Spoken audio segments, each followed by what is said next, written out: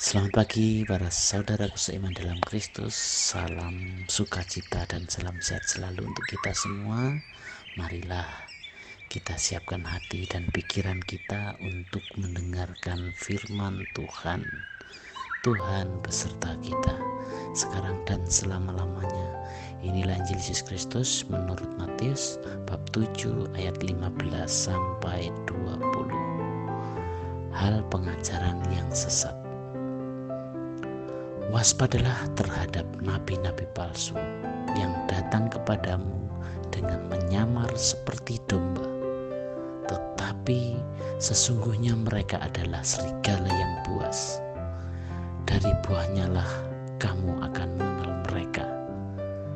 Dapatkah orang memetik buah anggur dari semak duri atau buah ara dari rumput duri? Demikianlah setiap pohon yang baik menghasilkan buah yang baik, sedang pohon yang tidak baik menghasilkan buah yang tidak baik. Tidak mungkin pohon yang baik itu menghasilkan buah yang tidak baik, ataupun pohon yang tidak baik itu menghasilkan buah yang baik. Dan setiap pohon yang tidak menghasilkan buah yang baik pasti ditebang dan dibuang ke dalam api. Jadi dari buahnya lah kamu akan mengenal mereka. Demikianlah sabda Tuhan.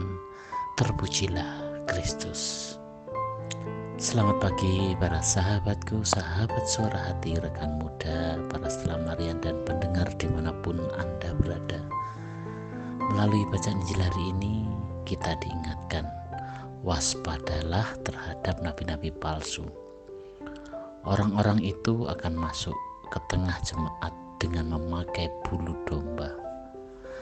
Namun di balik jubah domba itu, jauh di dalam hati mereka itu ganas, kejam, sadis. Mereka ganas, rakus dan serakah sama seperti serigala. Jika dilihat dari luarnya, para nabi palsu itu akan terlihat persis sama dengan domba. Jika kita mengamati mereka di tengah kawanan domba, kita tidak akan dapat membedakan mana domba dan mana serigala. Inilah yang menakutkan karena kita tidak tahu bahwa di bawah jubah domba itu mereka sebenarnya adalah serigala yang ganas.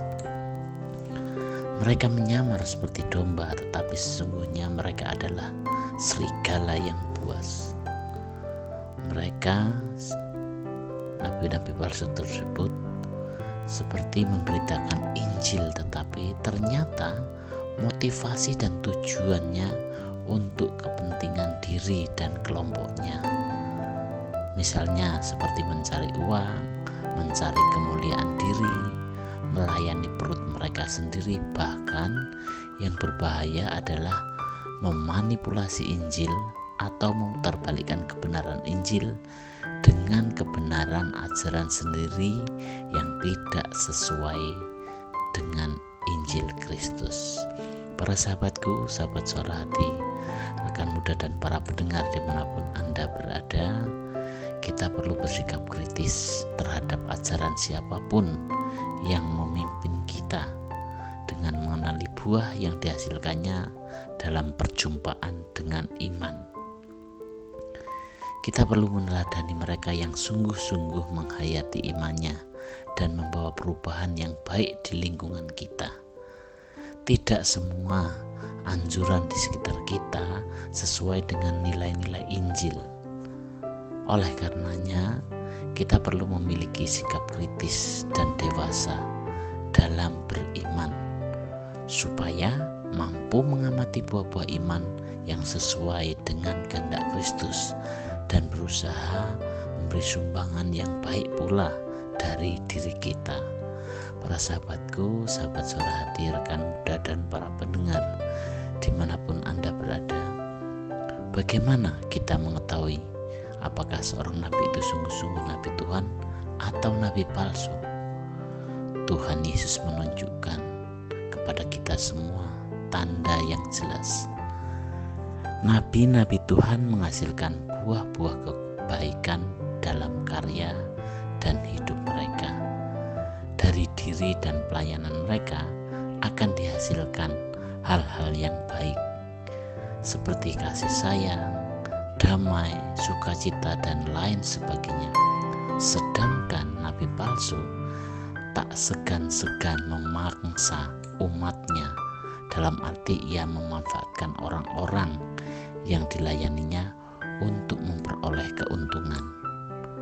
Nabi-nabi macam ini sering memanipulasi firman Tuhan hanya untuk mendapatkan keuntungan pribadi.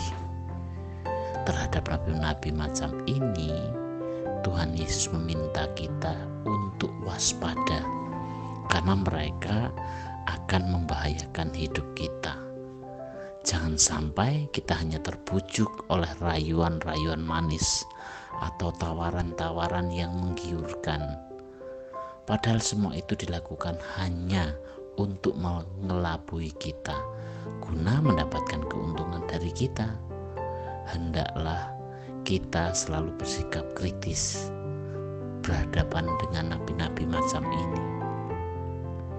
Kita semua diundang untuk menjadi nabi-nabi yang baik, karena pembaptisan kita juga menerima martabat raja, iman, dan nabi dari Kristus. Kalau kita tidak menjadi nabi yang baik dan tidak menghasilkan buah yang baik, kita juga akan ditebang dan dibuang ke dalam api.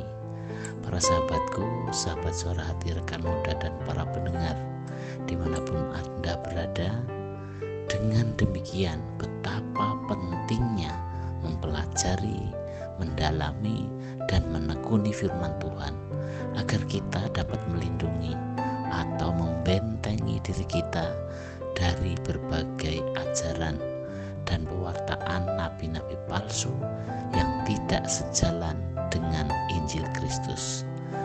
Apabila saat ini kita diberi perintah oleh Tuhan untuk menjadi pewarta dan mengajar Injil melalui karya kita, baik sebagai pemimpin, sebagai dosen, guru, karyawan, mahasiswa, atau pelajar, maka kita harus siap memberitakan Injil dengan motivasi yang tulus.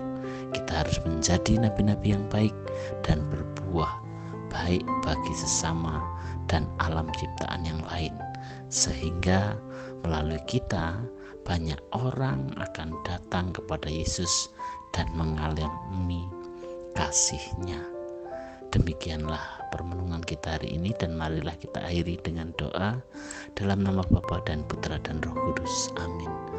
Tuhan yang penuh kasih, hari ini Engkau menyadarkan kami untuk merindukan kehidupan kekal. Kiranya melalui Roh Kudus-Mu yang menjiwai Yesus juga menjadi pembimbing dan kekuatan kami hari ini, sehingga kami siap sedia menjadi saksi kasih-Mu. Amin. Dalam nama Bapa dan Putra dan